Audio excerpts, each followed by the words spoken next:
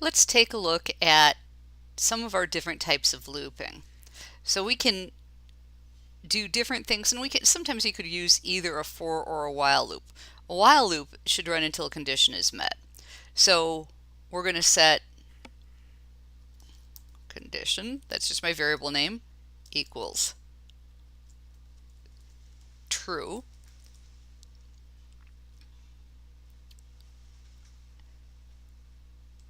And then we can do a while statement, while condition, which is exactly the same as while condition equals true,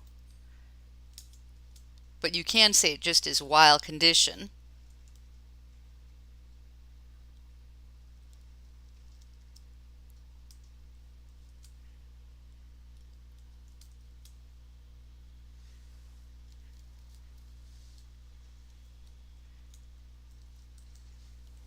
Now, if we do it just this way, there's never any time that it is false, or changes, so it's just going to run infinitely. So we'll need some way or some reason to change it to false. So we can do this on a count. Now we could change condition, or we could just simplify it. Well, count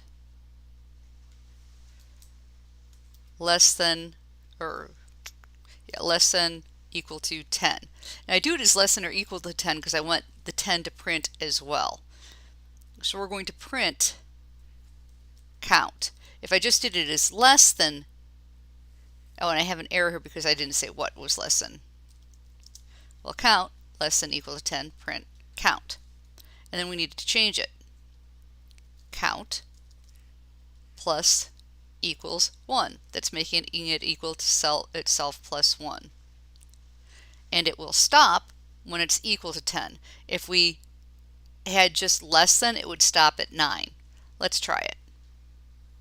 And so you can see it goes from 0 to 10. You can do the same thing. Now here this is a debugging technique.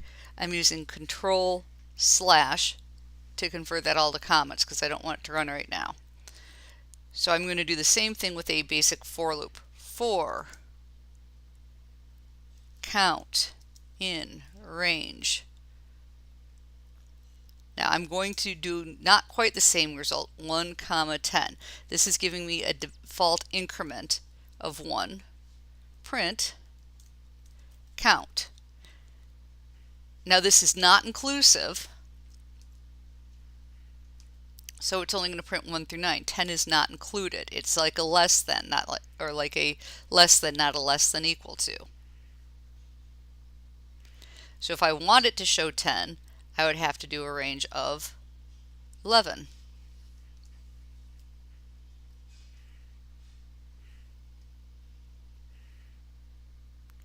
You can also use for with a list, which is really my favorite way to use it.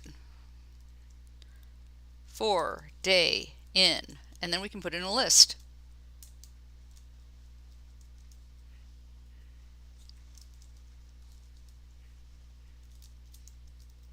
And it will just step through it.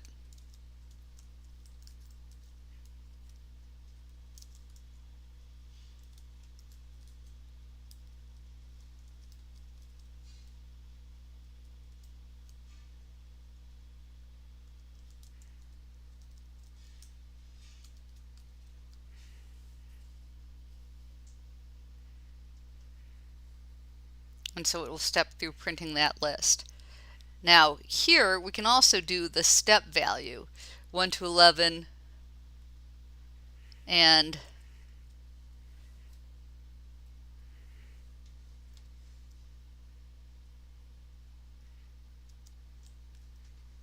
see, it gives us this information, which is, it's helpful but distracting. So the step is the last one. We have the beginning, the end, not inclusive, and the step of 2. So let's see what we get with that. So we get the odd numbers, 1, 3, 5, 7, 9. 11 is not included. If I wanted 11,